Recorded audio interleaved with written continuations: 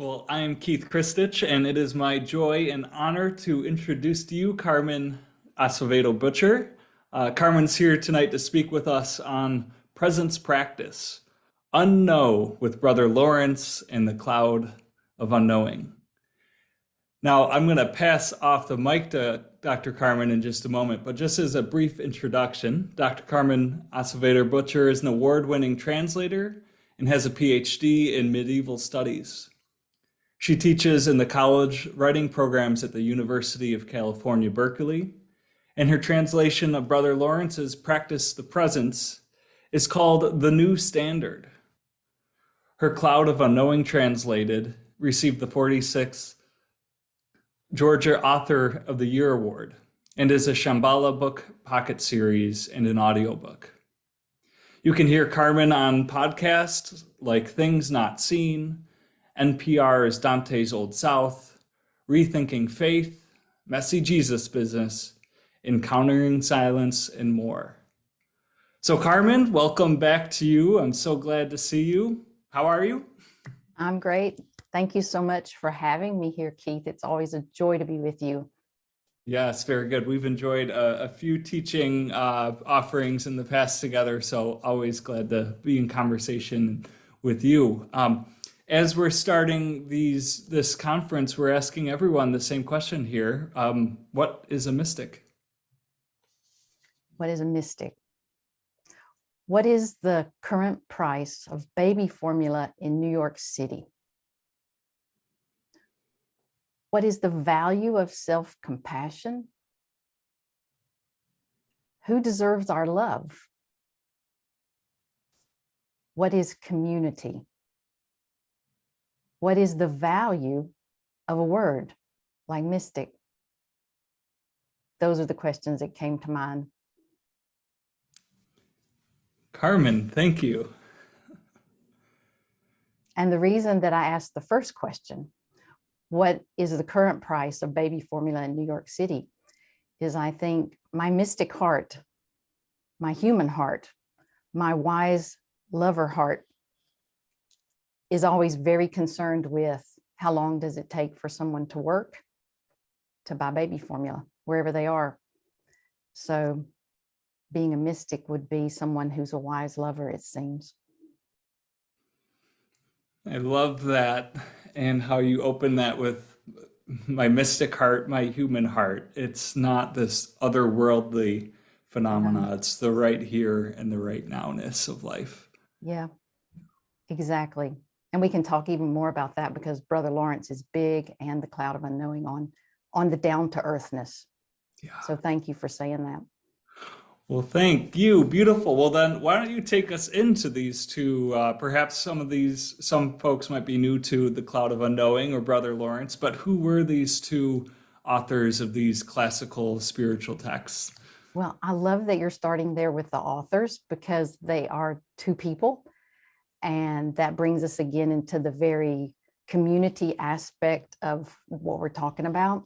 We have the Cloud of Unknowing author who has chosen to remain anonymous for many possible reasons, but I think he was, and many people think he was, a Carthusian monk. So that tells us that he spent a lot of time in silence and contemplation. I also think, along with Julia Bolton Holloway and others, that he was someone who really was in the highways and byways of life. He was in court situations, just the way he talks about people. He has seen people up close and personal, people involved in real worldly, secular, and high church matters. So he was wise in many ways, and he was educated. I think he might have had what we would call a blue collar background, but he is somebody who read lots and lots of books. Now, chalk and cheese, as my British husband would say, we have Brother Lawrence, and he was truly a nobody in his society of 17th century France. And he was part of the 98% of the Third Estate. He had no chance for an education. people make a big deal about the fact of how he was so wise and not educated, which I think is truly patronizing. But he went into the military when he was a teenager. What other choices did he have is what many people think. And he was injured severely in the 30 Years' War, and he quit the military, and he limped and was in pain the rest of his life. No Advil, no real understanding about such things. And the last 2 years of his life, he had absolutely no mobility whatsoever.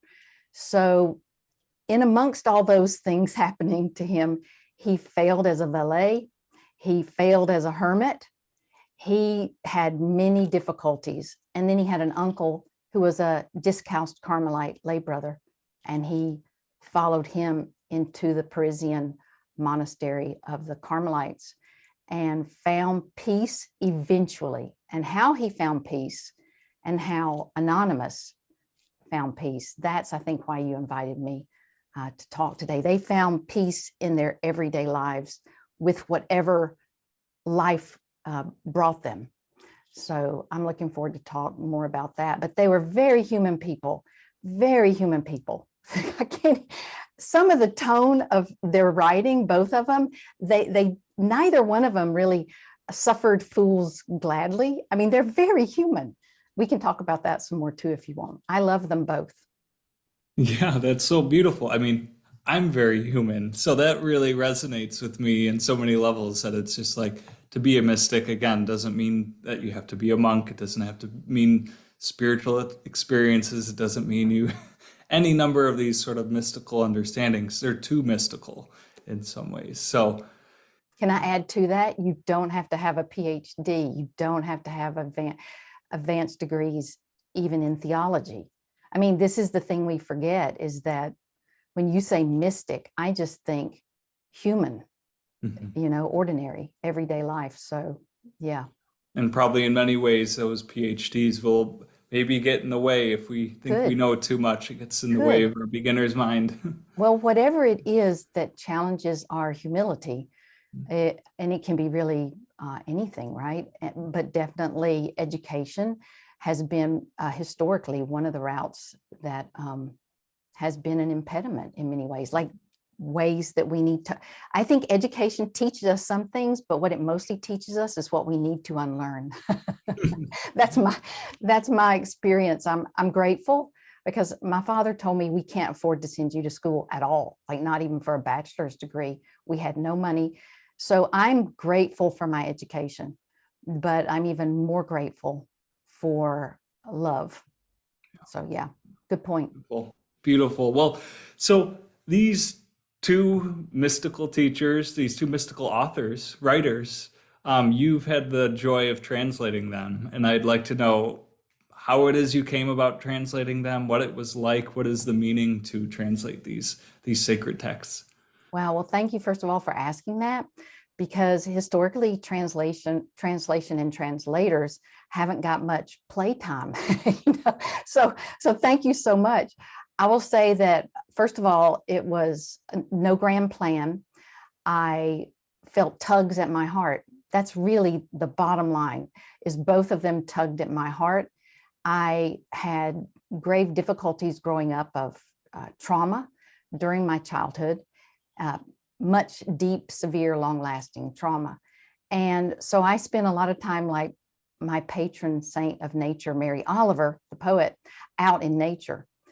And over the time, I didn't realize it, but I was praying the presence prayer and doing other kinds of contemplation. So it's just a gift, right? When your heart needs it and the spirit meets you there.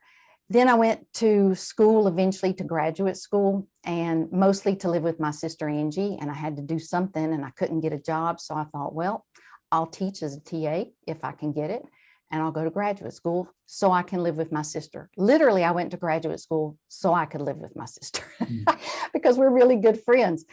And during that time, one of the books we were assigned to read, isn't this very prosaic, was this book. I couldn't even remember the name of it, but it was by a guy named Anonymous. I was like, why doesn't he want his name on that? And it was, I later realized, the cloud of unknowing.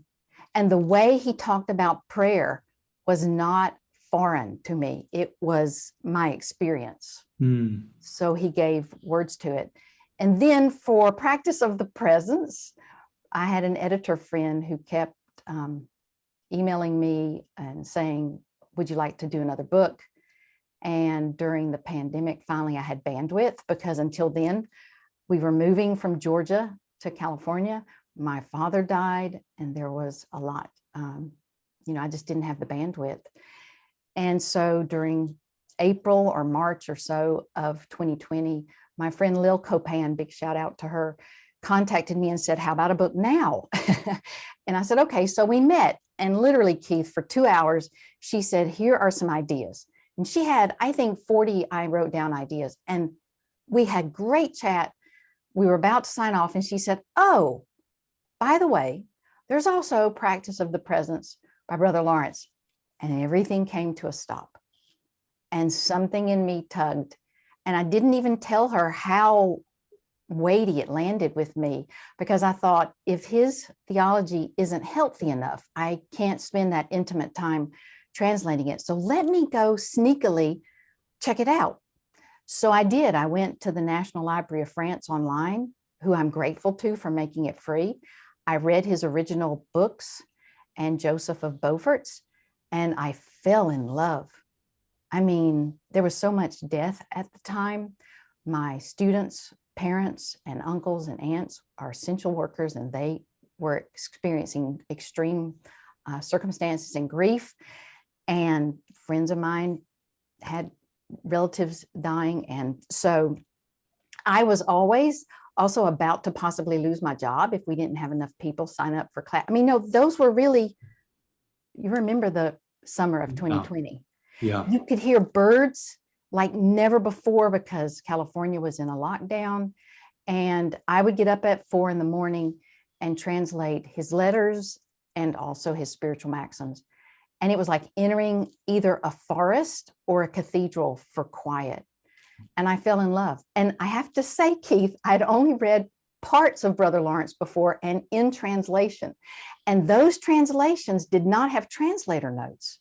So I didn't know what was their slant on Brother Lawrence. Do you understand? Like, was it accurate? Was there a, so I had to go see for myself. And where the cloud of unknowing really, as Father Thomas Keating says, when you meditate, it brings up some shadow self stuff, it brings up stuff.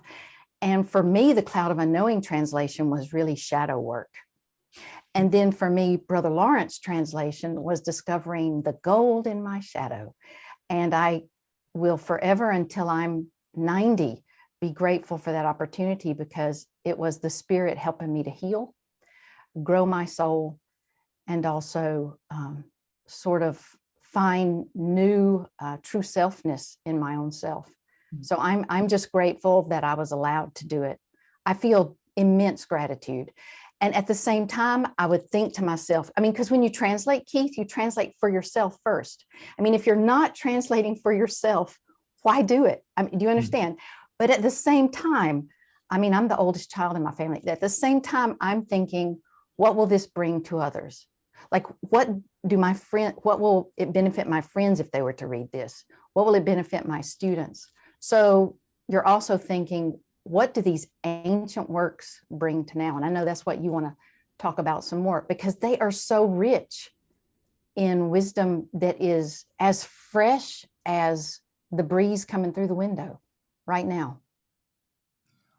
Yeah, that's beautiful. And I gotta say how grateful I am to you and other translators, because I don't give it second thought that of course I have this beautiful book written in English, but of course in French or Old English. And I would never be able to read those books. And so for the beauty of your work and people like you, thank you. Thank you. Making it accessible to the millions. So you're so kind. Well, I know The Cloud I've read through many times, and Brother Lawrence, and The Cloud is so much about contemplative prayer and practice and silence in some ways, and Brother Lawrence about practicing in daily life. And references to Lectio Divina. What is the relationship between contemplation, contemplative prayer and practice, and this practice of Lectio Divina that pops up?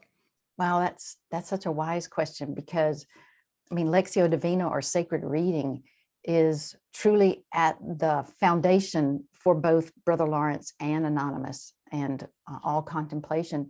And really, as Thomas Keating says, it was the practice for the first, 15 centuries or so of Christianity. And what I love about it is it's like a re-scripting of my mind. And in fact, I have an example here. I have this, I don't know if y'all can see this, and it folds. This is, it says, "Come to me, all you who are weary and burdened, and I will give you rest." And so it's Matthew 11:28-30. And this is what I fold up and put in my back pocket, take with me to the marsh, maybe put on the seat of the car. And this is what both Brother Lawrence, as a lay brother in the Parisian monastery in the 17th century, and also Anonymous as a possibly Carthusian monk, maybe a priest, but either way, both of them spent countless hours in Lectio Divina, in singing the Psalms.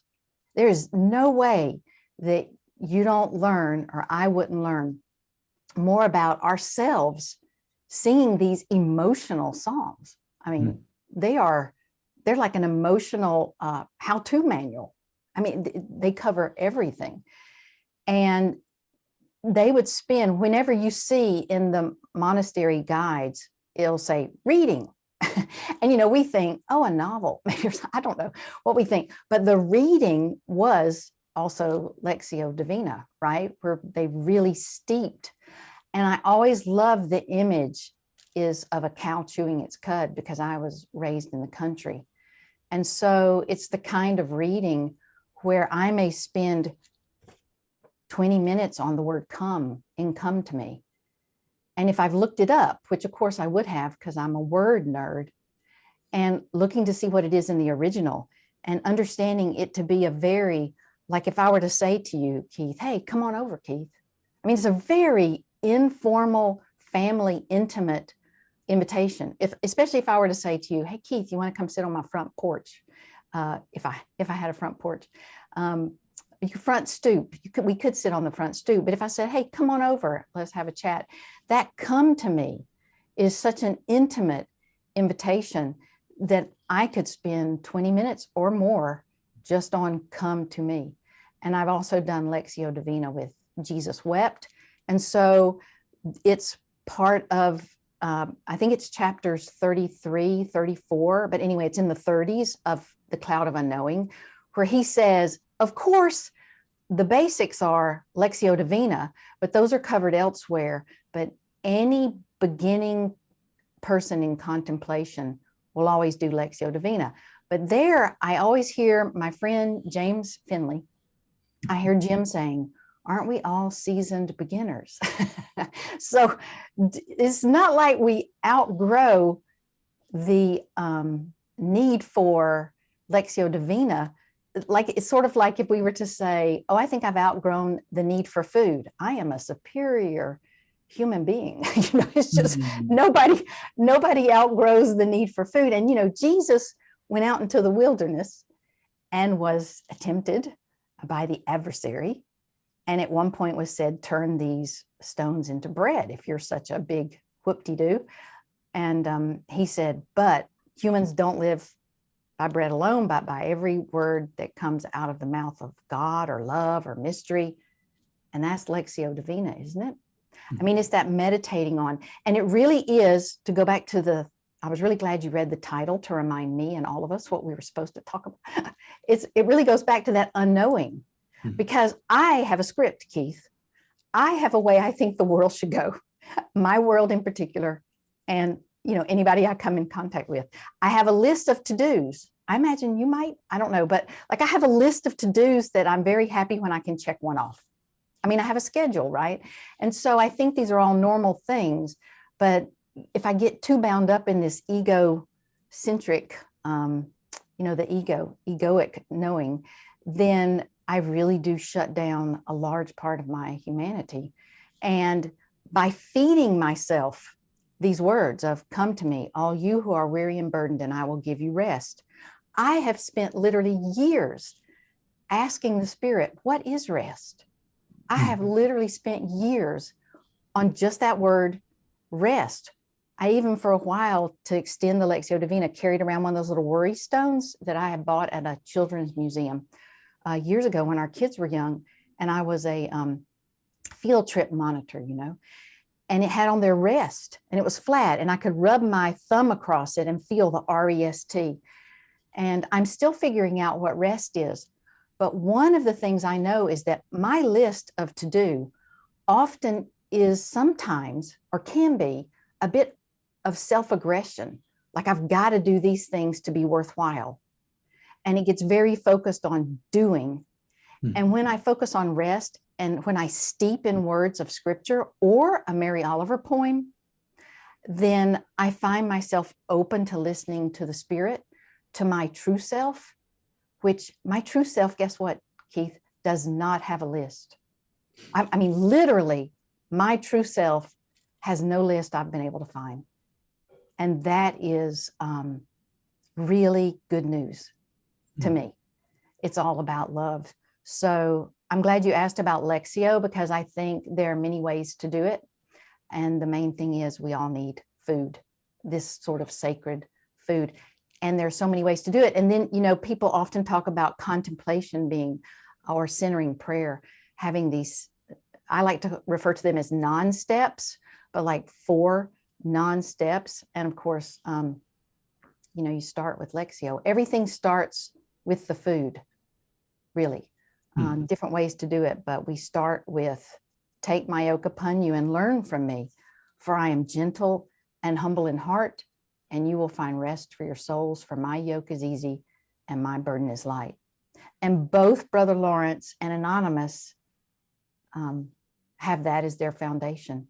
And I think I can even forget this sometimes, in the sense of, I sometimes think, just want to focus on contemplation, but it all starts, the soil of contemplation is Lectio, and other things too, like just our own life experiences. But definitely Lectio is something they both assumed as oxygen in the room.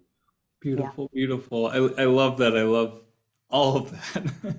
And it points to, yeah, the delicate balance between silence and sound, and the like finiteness of words and the infiniteness of the emptiness when you let go of the words in contemplation. And we need both.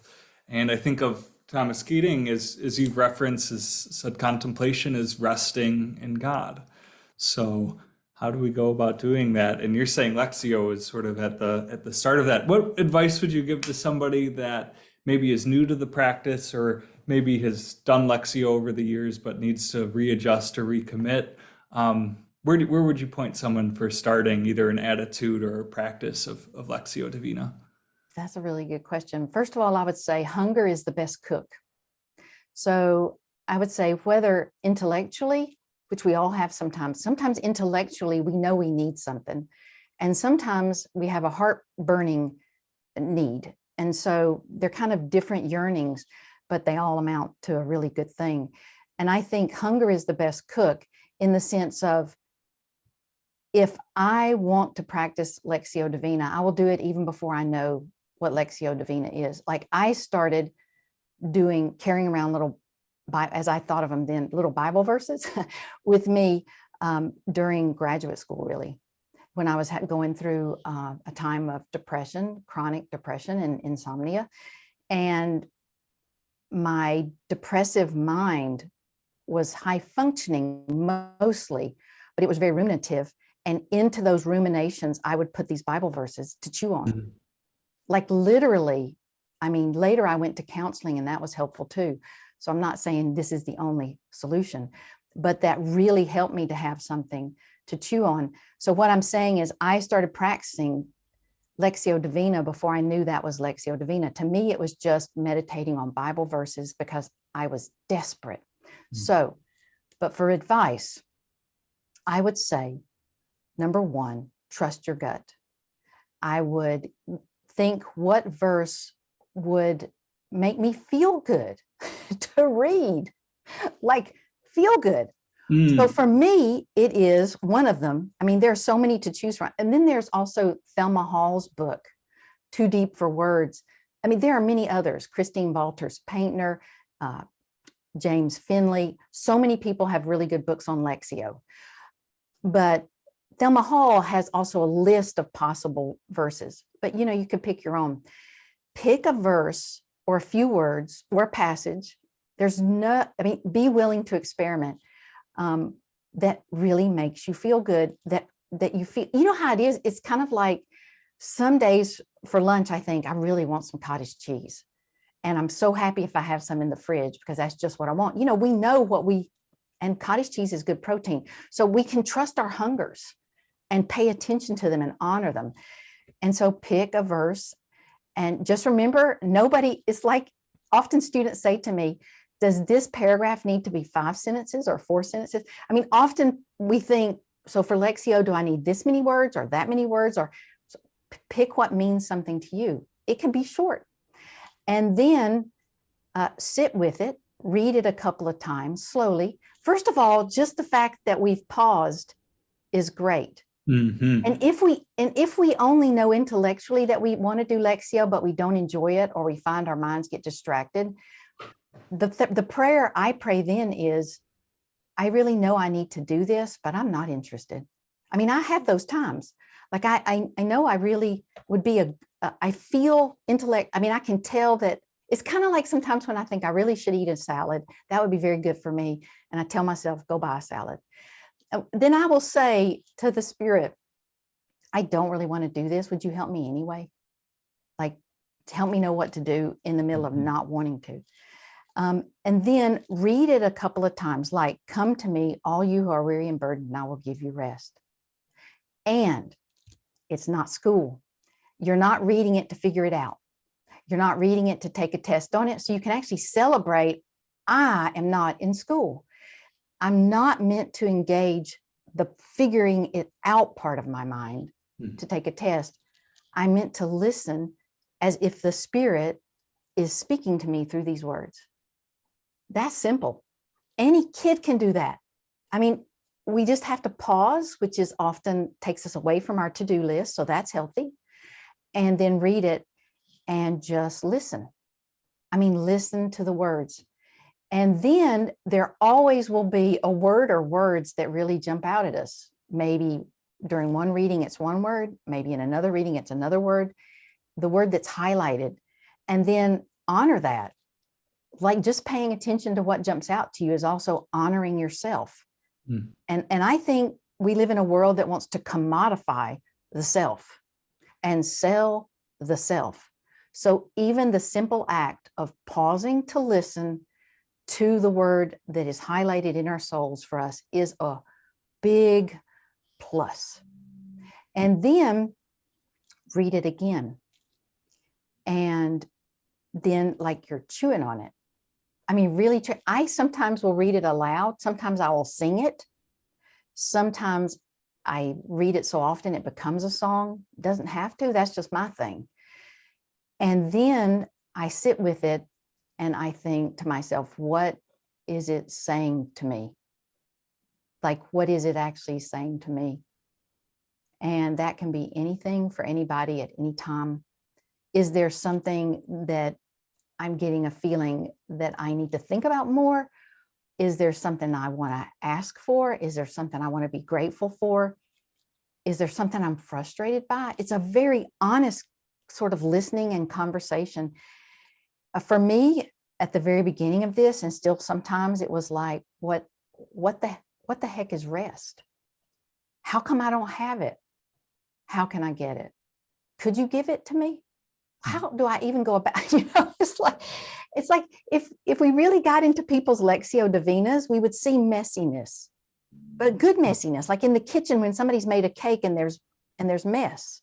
Messiness isn't bad necessarily. And then at the sort of end of that, we have sort of a time where you very wisely brought us back to Thomas Keating of rest. And that is the resting part of just letting go. So it's all leading us to this letting go into an attitude of receptiveness. because we're born, and I know you've been through this very recently with Silas, we're born grasping onto the pacifier, the mother, the father, grabbing the things that we need to survive and letting go in order to have a different point of view that is both gentle, self-compassionate, and also accommodating of listening to others. And how can I make the world a kinder place? Is there some way I can help alleviate suffering just by being human and paying attention? In that rest is where we get this rewiring, like Richard Rohr talks about.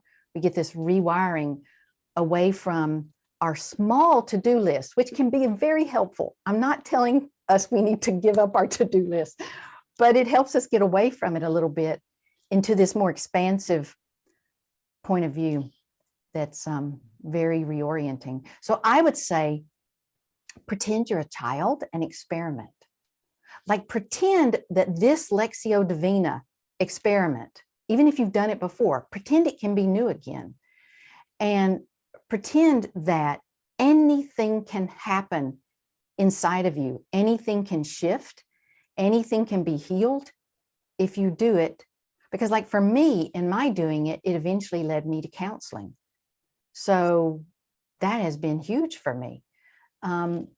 And just different ways of seeing things. And also, one of the biggest shifts for me with Lectio Divina has been this self-kindness, like really being as kind to myself as I try to be to those I love. That was novel. That sounds like it shouldn't be novel, Keith, but I was not taught that growing up. That was never a sermon. It was never was there a title of a sermon, be kind to yourself. It was more like, produce, do well. And so I think there's some rewiring that we all can benefit from through this Lectio, because it brings us into the world of the Spirit. And the world of the Spirit is just love. That's the joy. It returns us to love. And that is something I know we all need. I know I do. Yeah, beautiful. Beautiful. I know I'm thinking about the putting on the mind of Christ. Like, I have the mind of Keith 24 hours out of the day, or enough of the day. If I can put on the mind of Christ, get some rewiring going on, that wouldn't be such a bad thing. But I want to say one thing I love about what you shared about Lectio is finding a verse or a statement that you want to say, something that makes you feel good, because that's such a good entryway into contemplation, because we know in contemplation it doesn't always feel good. It's boring. We have a busy mind. You talked about the shadow work, unconscious, old memories, old trauma comes up to mind, and we think we're doing it wrong. And so it's not always that comfortable to sit in the silence, but to chew on the words that you want to hear that are good for your spirit. That's a beautiful starting point, and I appreciate that. We don't often hear that, at least I don't. So, yeah. So I'm wondering, can you share a little bit about what is this unknowing that you reference? I mean, we have the book, The Cloud of Unknowing, and Brother Lawrence, who talks similarly about unknowing. And what is this unknowing, and how do they help us access it ourselves? How do they help us access ourselves? It's a very good question. One of the things I want to say at this point, just to bring us back to reality, is how dangerous this concept has been over the years in the church. So I want to think about one of my friends, Marguerite Porte, who was a mystic also in France. And she talked about unknowing, like letting go. And she wrote, book, The Mirror. And in it, she talked about how people, she kind of alluded to the fact that we humans tend to be arrogant and like we have to know things and have to have things our way. And people got so upset in the church that they burned her at the stake. So I don't want to forget how, when we talk about unknowing, historically, that has not been a popular, it's very countercultural. And later, as the way this often works in the church, sometime later, they reassessed the situation and said, actually, she's not a heretic, But I used to teach this in a medieval women mystics course at another college. And I used to tell my students, but you know, you cannot unburn a burning at the stake. I mean, this has been historically, this, I think, what I want to say is this concept of really living out unknowing has serious consequences for empire. I don't know how else to put it. It is not the system currently. It's what, you know, Richard Rohr talks about. It is a countercultural approach, and it is rooted in gentleness, but it definitely is not what the world itself is expecting. And how it would look is, well, for Anonymous in the Cloud of Unknowing, he says, so when he teaches contemplation, he says we have to learn to have some sort of relationship with our thoughts. Because if we don't have a relationship with our thoughts, then we have a sort of a default system of a program. So we're programmed rather than thinking and having agency. So kind of like being an automaton to whatever system, you know, we've developed or live in. And so he says we've got to, and it's very Buddhist here in the way he says we've got to look at our, what the Buddhists would call the monkey mind or the horse mind, you know, this moving. I have a friend who calls it the popcorn mind. I also think that works.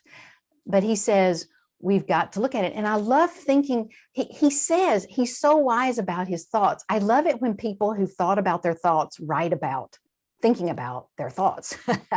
Because he says, why are we surprised that we have thoughts? It is just part of being human. So, you know, sometimes we feel overwhelmed and we're like, oh my God, I just didn't have all these thoughts. But that's about like saying, I really wish I didn't have to breathe. I mean, it's just a part of being human, having thoughts. And sometimes when I go to the marsh and I look at the gray clouds rolling in or the sunshine rolling through the clouds, I think these are my thoughts. You know, you see the clouds scudding along and you're like, those are my thoughts. And I myself am the blue sky. And the Cloud of Unknowing author, he says to us, we have got, and he personifies thoughts. He calls them he. It really is a bit freaky to read in the original because he says, when thoughts come to you, and he says, when he comes to you, like it's like thoughts are really alive parts of, I mean, it's very psychologically astute is what I'm trying to say.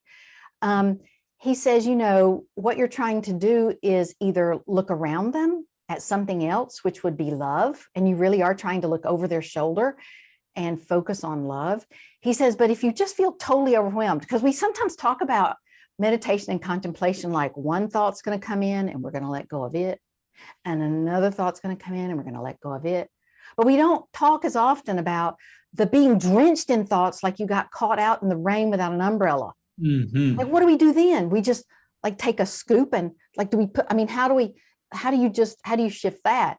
And he says, if you feel overwhelmed by your thoughts, he says one way you can do it is you sink into them and give up.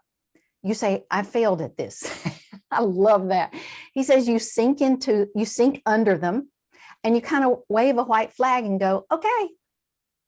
You know, you just let go of it and you find a peace within that sort of giving up. And his focus then is, he says, you have also your one sacred word that you pick or that picks you. For me, it was never a question. I'm not going to say what mine is. I remember I heard Cynthia Bourgeault say once, usually people don't share. I kind of keep it to myself. But he says it should be one syllable. I know centering prayer says it can be 1 or 2 syllables, or it can be a short phrase or, you know, a couple of words, or it can be a glance or an image. For me, mine is the simplest possible. But, you know, he says that too. But it's not like there's a rule, you know, it's whatever works for somebody. And he says, and I'm not so sure now, Keith, I don't know if I can gently disagree with Anonymous. He says you take it, and he literally says you beat against the cloud of unknowing, this sort of mystery level, of love, where our minds can't know love. Only love can know love, or openness. But he says we take our sacred word and we beat with it against it. And that just to me is a little not as gentle as I would like it to be, but that's okay. Whatever worked for him. And he says, and really what he's saying is, and we let go. We let go of the thoughts gently, like they come in and we let them go. I like the way Cynthia Bourgeot teaches it. When you catch yourself thinking, or thinkings, when you catch yourself thinking, you let the thought or thoughts go. Like there's this, and she always emphasizes, and so does Brother Lawrence, you do it gently. That to me is the most important point, is that you let them go gently. When you catch yourself thinking, you let them go gently, and you can use your sacred word to sort of signal that intention. And then you might say, but when I use my sacred word, isn't that like a thought? But not if we're using it as a sort of a finger pointing at the moon, so to speak, of our intention to let it go. It tends to become like a tool, the sacred word. It does have meaning somewhere deep down, but you also notice, and I'm sure you've experienced this, where when you're doing centering prayer or contemplation and you're trying to let go of the thoughts, all of a sudden your sacred word or words will just appear. And it kind of like then they go up with it. So I definitely would say the unknowing part is that part of letting go of our thinking that is so needed to make space. I think, like, you're being so kind, Keith, to host this wonderful Mystic Summit. And I really appreciate it. You and Dr. Jana Rensel, and I know y'all are doing a lot behind the scenes, but you're making space for all of us to have this conversation.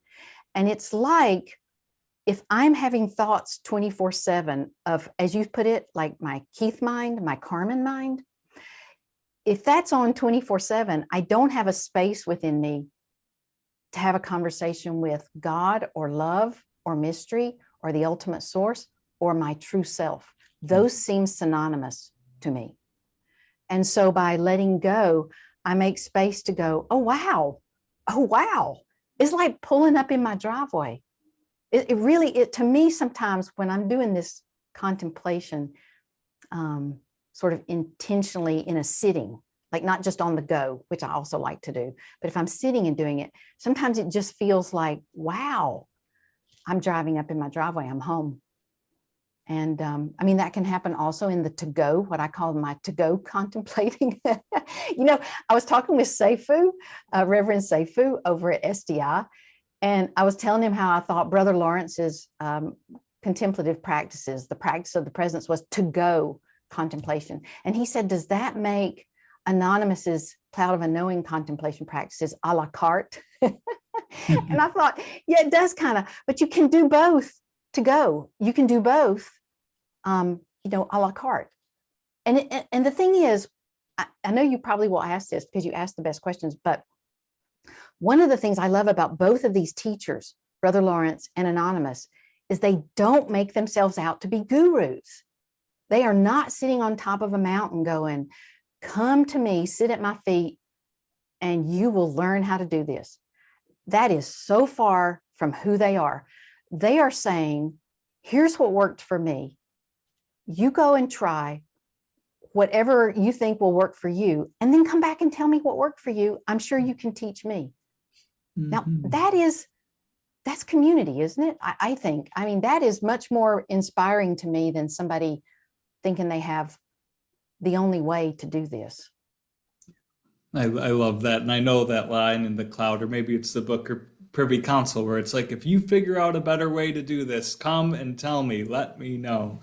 I love that so much. Exactly. I would like to say that. I would almost like to have that on the front of the book, because sometimes the Cloud of Unknowing is treated as this almost like, what do you call it? Like unicorn book, like this special, like honored and sacred book. And I'm more like, that line from it to me makes him a teacher's teacher, where he says, you figure out a better way, please come back and tell me. That's what a good teacher would say. Like, I want to know what works for you. I'm glad you brought that one up, because that was the one I was thinking of, where he does say that is the most hopeful thing. And the other thing is, it shows his true humility, Keith. You know, I mean, he really does want to know what his student, what works best for them. And he honors their sincerity of seeking in that. And he doesn't take away their agency at all. He's like saying, look, we're alongside each other, and we're in this together. So yeah. It's beautiful. Beautiful. Well, tell me more, I guess, about Brother Lawrence. And you've given us the clouds unknowing, and what is this practice on the go for Brother Lawrence, or what does it mean to unknow with Brother? Well, with Brother Lawrence, what it means to unknow is, at every moment that we can, this is what he says: we return to love, or God, however one wants to term the mystery, the ultimate source. He says, before you begin a task, return to love. Like, if I'm about to open my emails, I might say, I'm about to open my emails. Could you please be with me? Give me wisdom. He says, as you're doing your task, you say, can you help me with this? He did not like kitchen work, and he was assigned limping and in pain to kitchen work for decades. For 100 brothers, this is not an intimate dinner party. This is serious work. Like, I just want to sit with that a minute, and he's in pain. And plus, he didn't like doing it. He says he had an aversion to it. But I can picture him saying, here I am, just to himself, making the soup. You know, I don't like making the soup, God, but could you help me make the soup?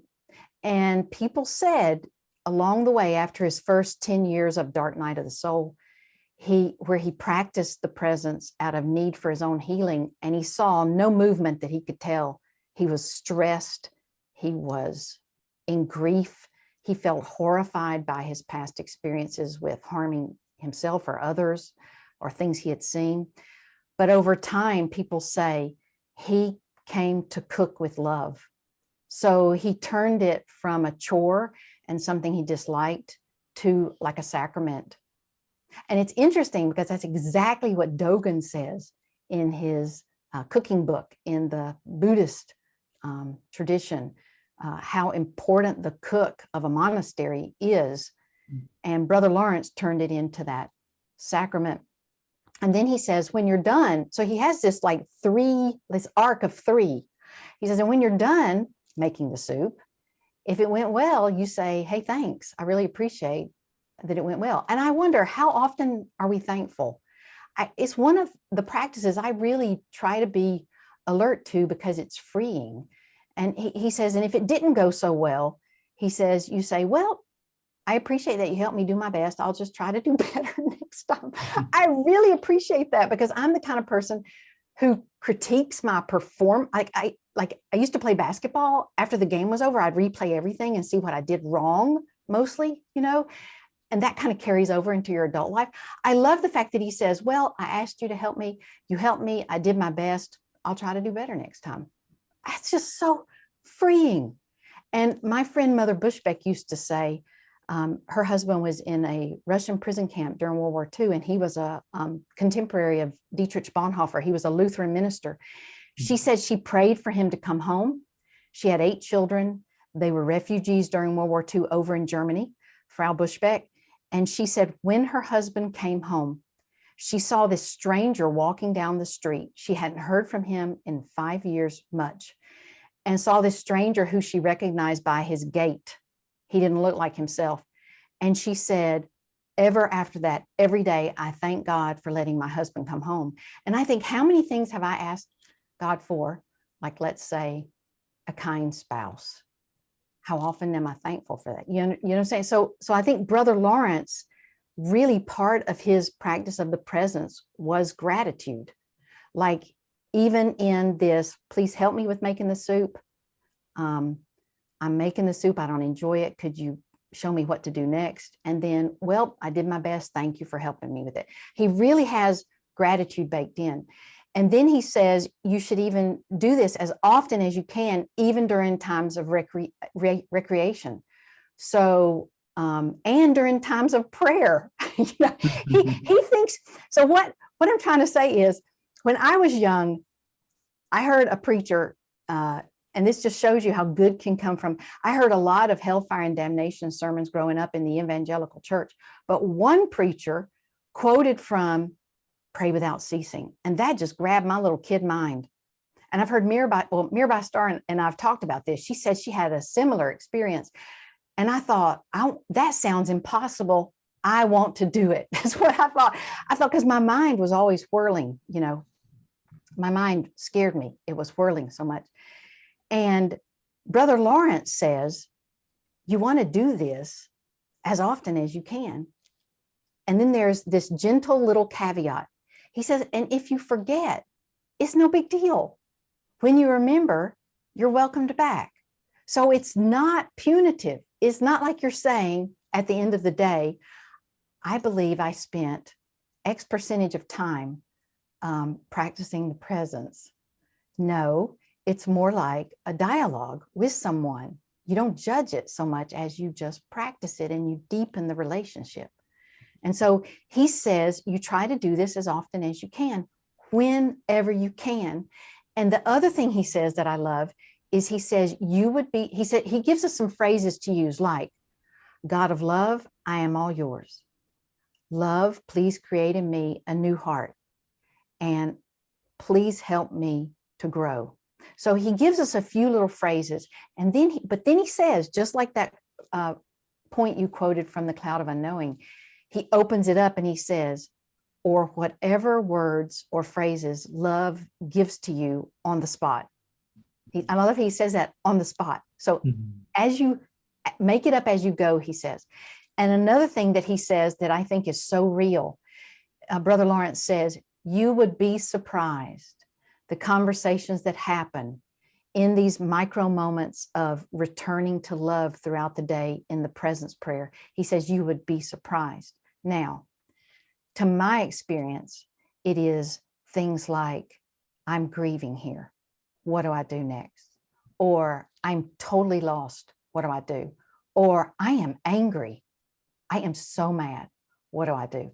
I mean, and it can also be, I'm grateful, but it can be these things we don't often talk about, the things, the raw emotions that really happen in our moment to moment existence. I think that's what he's covering there, where he says, you would be surprised what comes up. I think he's giving us a little window into his own experience, because Keith, he says when he looked back on his youth, he looked back and the word he uses is horror, horror. Now, he was a soldier in a war that had many crimes against humanity. I think of the war against Ukraine and all wars.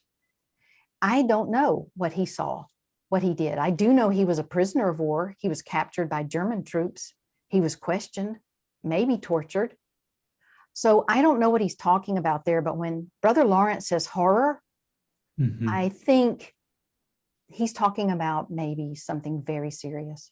And the fact that he could work it out gives me great hope. And then he brings in gratitude. He says, over every time he mentions practice the presence, he says, and we be grateful. We ask for help and we be grateful. So he makes it into a dialogue. In other words, he says, anybody, this is what I love the most. He says, anyone is capable of these many, so M-A-N-Y, M-I-N-I. Anyone is capable of these many conversations with God or love. And there's no A, B, or C. We just make it up as we go. So that's what he's about. And, you have people like Archbishop Francois Fenelon saying, wow, he's amazing.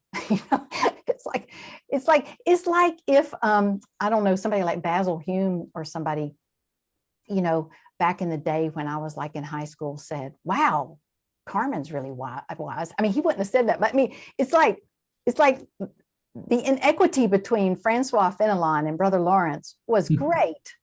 And the fact that this unassuming, unprivileged monk got the attention of these churchmen and their support tells us a lot, I think. Amen. Well, beautiful. So good, Carmen. You brought these two people to life, human people to life, in a really special way and given me some really practical pointers for practice, which is always invaluable because, yeah, practice is the best teacher. Carmen, do you have any closing words for us? I don't know. We've covered so much. Your questions were so good. I like your closing statement of practice is the best teacher. And I would also say it makes me really grateful for communities like Closer Than Breath and others where you can come together with like-minded people. Because my friend Mother Bushbeck used to say, when you have one coal lit, it can go cold and out pretty quickly. But if you have 5 or 6 or a bunch of coals together, all red hot and together, they can stay smoldering and warm much longer. So I think one of the aspects that Barbara Holmes always points out is contemplation is community. So I don't want to overlook the fact that the community and the interconnectedness of this is outward looking, and also we need others to be alongside us in this journey. So thank you, Keith, for being one of mine. Really appreciate you. Thank you, Carmen. Give us just a couple places people can connect with you. Well, thanks to my husband's intelligence, I have a website that he's trying to teach me how to do. It's www.carmenbutcher.com. I left out the Acevedo because it was just too hard for people to spell. And so it's just carmenbutcher.com. And then I'm on Instagram and I'm on Facebook and also, LinkedIn and Twitter. And I have a link tree that's Carmen Acevedo Butcher. So I think if you just put in Carmen Acevedo Butcher, you can find me pretty easily. And I'd love to people come visit. Beautiful. Carmen, thank you from the bottom of my heart. Always great to talk and be with you. Thank you so much, Keith. It's a joy. I really appreciate you and your work.